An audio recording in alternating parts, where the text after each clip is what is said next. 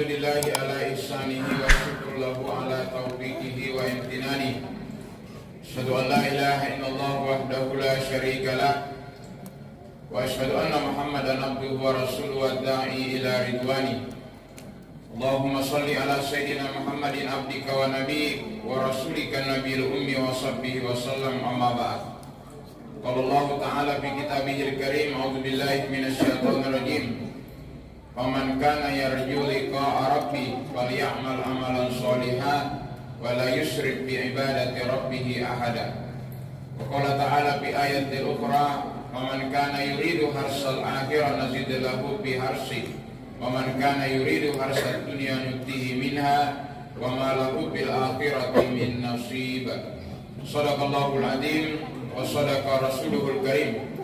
Hadirin kaum muslimin muslimat jamaah salat Isya, insyaallah salat tarawih dan witir yang dirahmati Allah Subhanahu wa taala. Kembali kita memuji Allah Subhanahu wa taala yang alhamdulillah sampai malam ini kita masih diberi oleh Allah Subhanahu wa taala keistiqomahan. Mudah-mudahan istiqomahnya kita ini jamaah sekalian tetap terjaga, tidak hanya sampai selesainya Ramadan tahun ini, tapi insya Allah sampai selesainya tugas kita di muka buminya Allah Subhanahu wa ta'ala. Hadirin jamaah yang dirahmati Allah Subhanahu wa ta'ala, salawat dan salam kepada Nabiullah Muhammad sallallahu alaihi wasallam. Mudah-mudahan rangkaian amalan yang kita lakukan di bulan Ramadan dan seterusnya adalah merupakan bahagian dari amalan-amalan terbaik yang dicontoh teladankan oleh Nabiullah Muhammad sallallahu alaihi wasallam. Di kesempatan yang berbahagia ini jamaah sekalian, kita ingin berbagi salah satu hadis yang diriwayatkan oleh Imam Ad-Dailami, sittatu asya'in tuhbitul a'mal. Ada 6 hal yang bisa menjadi perusak dari amalan-amalan kita. Jadi amalan ini jamaah sekalian laksana tanaman, kita menanamnya. Yang sering kita dengar bulan Rajab itu adalah bulan menanam, bulan Sya'ban itu adalah bulan merawat, dan bulan Ramadan ini adalah bulan memanen amalan-amalan. Jadi persoalan amalan ini jamaah sekalian kita sendiri yang melakukannya, kita sendiri yang merawat dan menjaganya sampai kepada saat panennya. Jadi kalau seperti itu maka bisa juga dikatakan rusaknya amal itu juga kita yang melakukannya. Nah, inilah hadirin jemaah yang dirahmati Allah. Di hadis ini disebutkan ada 6. Jadi amalan yang dimaksud itu kalau di bulan Ramadan adalah di siang hari kita melakukan ibadah siam, kemudian di malamnya itu kita melakukan ibadah qiyam. Jadi amalan yang dimaksud jamaah sekalian, seluruh amalan ibadah yang kita lakukan bisa rusak. Jangankan 6, salah satunya saja dari 6 ini, maka kita perlu berhati-hati, mengevaluasi, memuhasabah diri kita, mudah-mudahan kita tidak berada di dalamnya. Yang pertama jamaah sekalian adalah al-istighlalu bi'uyubil khalqi. Jadi biar serajin apa kita melakukan yang namanya ibadah, mulai dari sholat, puasa, zakat, haji dan seterusnya, tapi kita masuk di golongan ini, maka ini akan menggerogoti ibadah-ibadah yang kita lakukan. Jadi makna di yang pertama ini istighlalu bi'uyubil khalqi adalah orang yang masih tetap istiqomah membongkar aib atau kekurangan orang lain. Jadi ini biasa kita anggap enteng, hadirin jamaah yang dirahmati Allah. Kalau di Al-Quran itu dikatakan la tajassasu, kita tidak boleh kepo, wala yaghtab ba'dukum ba'da, kita dilarang menggibah dan seterusnya. Tapi persoalannya hadirin jamaah sekalian, hari ini kita rasakan tidak seru pembicaraan kalau kita tidak membicarakan kekurangan orang. Ya, inilah yang disindirkan oleh peribahasa, semut di seberang lautan kelihatan, tapi gajah di pelupuk mata itu tersembunyi.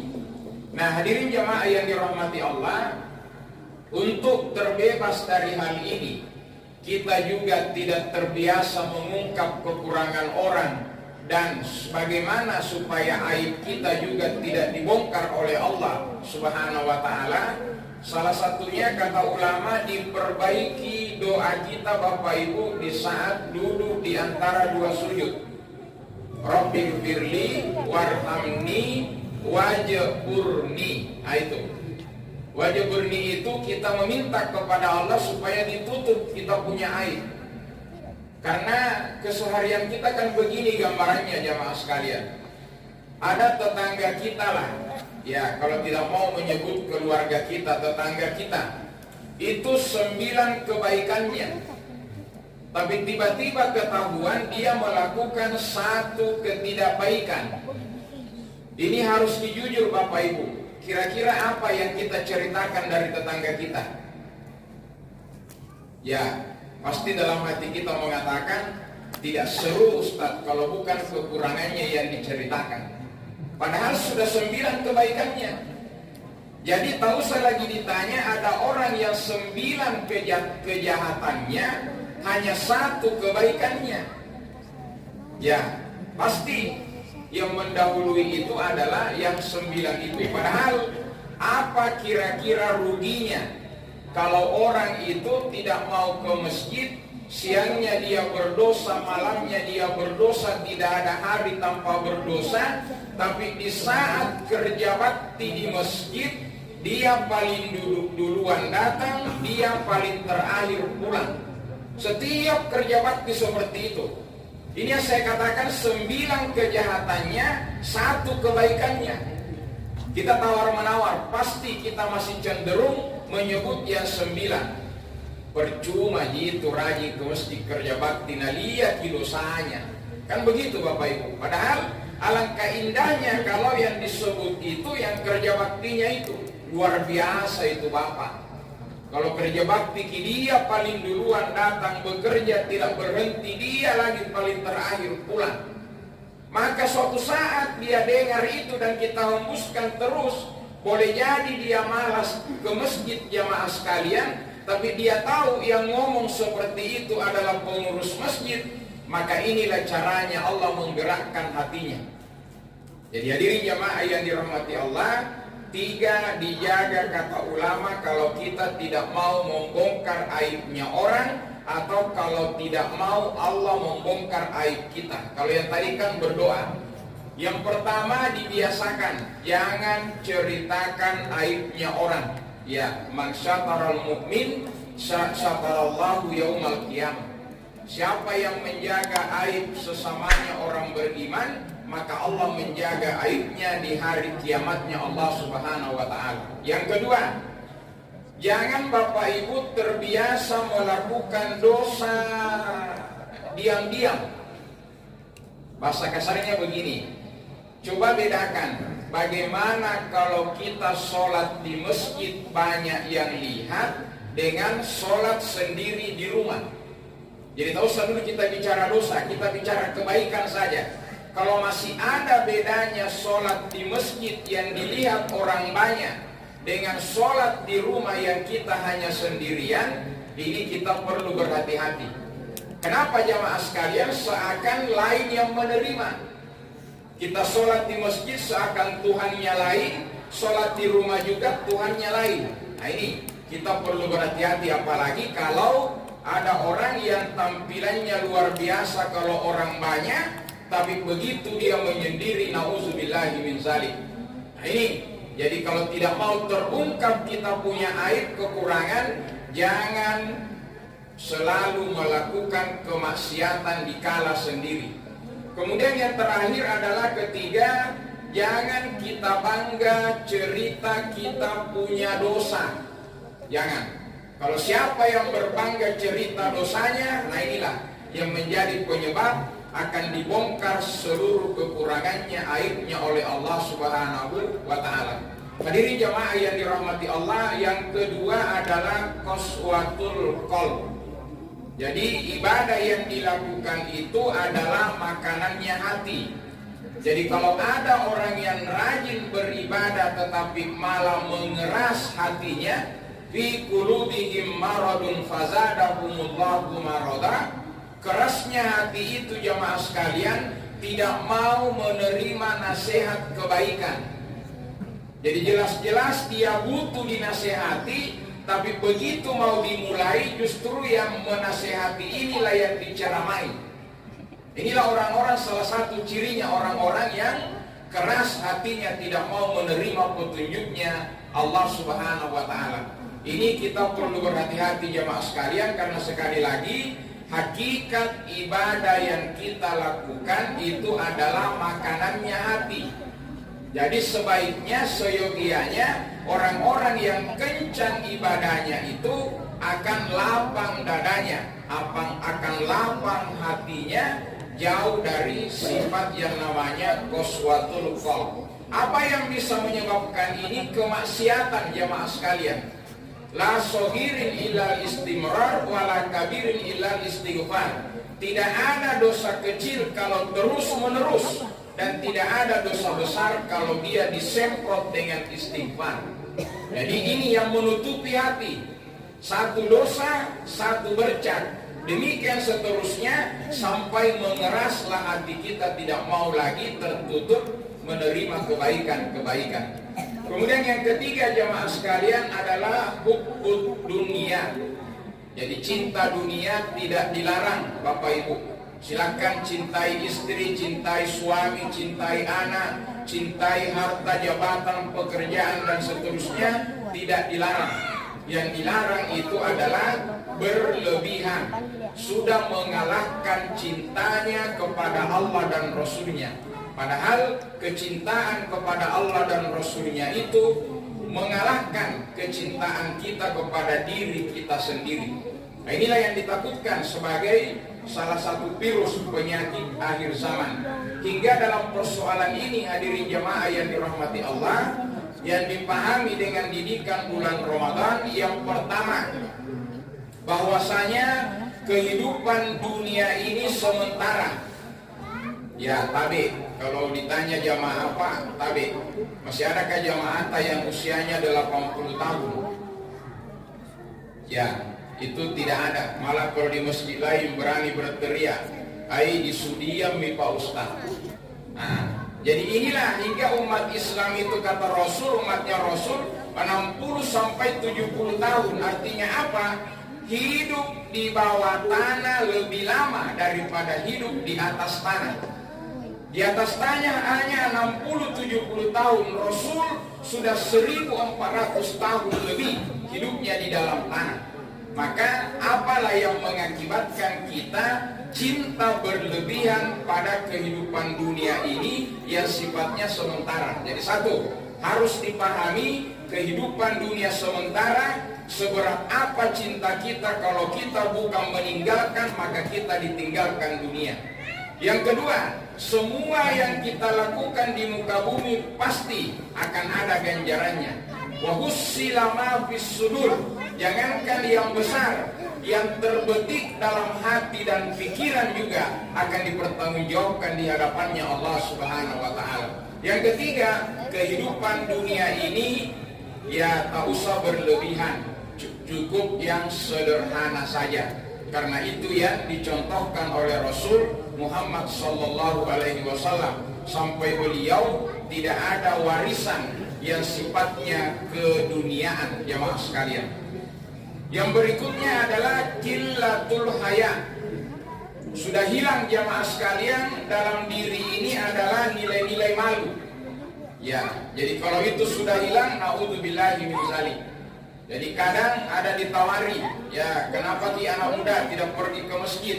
Orang-orang tua dengan adik-adik tadi masjid. Ya Ustaz, malu-malu karena saya pekerjaanku tiap malam masih begini. Ini malu yang negatif.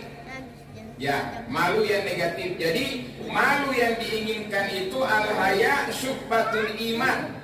Cabangnya iman itu ada 70 lebih sampai 79. Yang paling tertinggi kalimat la ilaha illallah, yang paling terendah menyingkirkan penghalang di jalanan.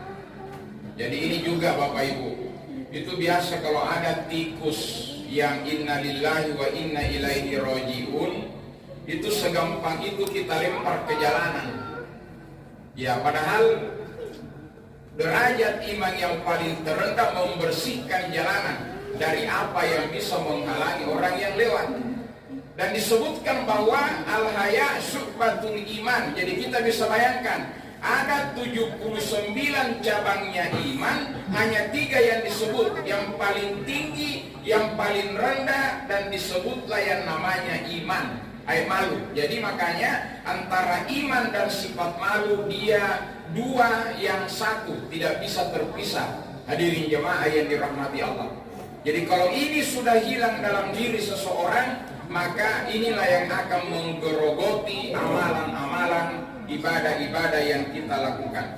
Seterusnya jamaah sekalian adalah tulul amal, panjang angan-angan. Seandainya, misalnya, umpama, ini.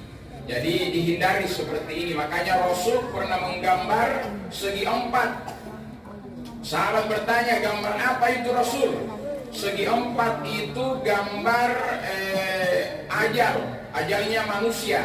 Jadi manusia ada di tengah-tengah, dia dikelilingi oleh 4 garis, mau ke atas, turun ke bawah, kanan kiri, dia tidak bisa, dia dibatasi oleh ajalnya. Kemudian Nabi tarik garis lurus keluar digambar. Apa itu ya Rasul? Dibilang inilah cita-citanya, inilah angan-angannya manusia. Nah, kenapa kita tidak tadarus Ramadan ini?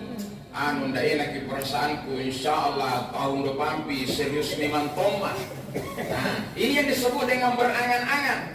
Padahal angan-angannya itu, cita-citanya itu dibatasi oleh ajalnya sendiri. Jadi kalau orang beriman itu pendek angan-angannya. Dia lihat temannya pakai HP baru, maka dia tidak berlama-lama hayalkan itu HP sampai berjam-jam kalau seandainya dia miliki. Tidak. Tapi begitu dia lihat temannya pakai HP baru, dia munculkan pikiran positif. Saya juga akan berusaha mendapatkan, dan mudah-mudahan itu bagian dari rezekinya Allah Subhanahu wa Ta'ala. Tapi ada orang Pak, begitu melihat tetangganya punya ini dan seterusnya, dia yang sibuk menghayal. Tetangganya kasih keluar mobil baru, dia menghayal sampai nak pakai itu mobil ke Malino, ke Sorowako dan seterusnya. Nah inilah yang merusak. Hadirin jemaah yang dirahmati Allah, tulul amal ini bisa menggerogoti, mengurangi kuantitas dan kualitas amalan atau ibadah kita. Yang terakhir adalah zulmun la yantahi. Jadi dia tidak pernah berhenti menzalimi sesama makhluknya Allah Subhanahu wa Ta'ala. Di YouTube Bapak Ibu bisa kita buka, ada seorang konten kreator. Dia menangkap tikus. Jadi tak usah kita zolimi manusia, ini kita zolimi saja binatang. Jadi dia mau viral dia punya video. Ditangkaplah seekor tikus ini, kemudian di ekornya itu ditaruhi bensin. Kemudian dibakarlah tikus ini ekornya. Jadi begitu dibakar, terkejut tikusnya, terkejut juga yang bakar, sampai lepas tikusnya. Dan luar biasa itu tikus Pak masuk lari di rumahnya. Nah sentuh gorden, terbakar gorden. Nah sentuh kertas, terbakar kertas. Akhirnya apa? Kezaliman kepada seekor tikus tadi dia pandangi sendiri dalam hidupnya. Habis Pak rumahnya dibakar oleh apinya Allah Subhanahu wa Ta'ala. Jadi ini contoh kecil. Sedangkan binatang saja yang jelas-jelas kalau tikus boleh dibunuh, tapi harusnya berperi kebinatangan, dia tidak lakukan itu. Maka Allah memperlihatkan bagaimana kalau yang kita zolimi itu adalah sesama manusia, apalagi dia adalah orang-orang beriman di hadapannya Allah Subhanahu wa Ta'ala. Jadi hadirin jemaah yang dirahmati Allah Subhanahu wa Ta'ala, alhamdulillah rangkaian ini insya Allah tidak akan didapatkan oleh orang-orang yang istiqomah dan benar-benar melaksanakan rangkaian ibadahnya di bulan Ramadan. Karena dia paham kalau dia berpuasa tapi terus dia membicarakan kekurangan saudaranya, maka Allah tidak butuh lapar dan hausnya, akan sia-sia di hadapannya Allah Subhanahu wa taala. Mereka berpikir akan sia-sia dia punya salat tarawih, witir, tahajud, tadarrus, sedekah dan seterusnya kalau dia di dalamnya juga masih aktif melakukan kemaksiatan. Jadi hadirin jemaah yang dirahmati Allah Subhanahu wa taala, mari kita saling mendoakan mudah-mudahan amalan-amalan yang kita lakukan ini bukan kita sendiri yang sengaja merusaknya, melakukan amalan-amalan yang bisa mengurangi kuantitas dan kualitasnya, tapi insya Allah akan kita jaga karena modal terbaik untuk kehidupan akhirat. Wa basyiril ladzina amanu wa amilus sholihat. Bekal untuk kehidupan akhirat adalah bekal keimanan dan amal soleh. Itulah yang disebut di hadis man soma, man koma atau man koma Lailatul Qadar imanan wahtisaban. Jadi dua syarat utama hingga diterima amalan kita di bulan Ramadan. Kita percaya itu perintahnya Allah dicontohkan oleh Rasul, dan yang kedua kita ikhlas dan hanya mengharapkan ridha semata-mata balasannya dari Allah Subhanahu wa taala. Mohon maaf atas segala kelebihan waktu. Mudah-mudahan kita diberi kemudahan oleh Allah Subhanahu wa taala mengamalkan ilmu yang kita dapatkan selama bulan Ramadan ini, hingga kualitas keimanan dan amal soleh kita jauh meningkat dibandingkan dengan amalan-amalan soleh yang kita lakukan di Ramadan sebelumnya. Subhanakallahumma bihamdik, nasyhadu an la ilaha illa anta wa nastaghfiruka wa natubu ilaik. Subhana rabbika rabbil izzati amma yasifuna wa salamun alal mursalin walhamdulillahi rabbil alamin. Assalamualaikum warahmatullahi wabarakatuh.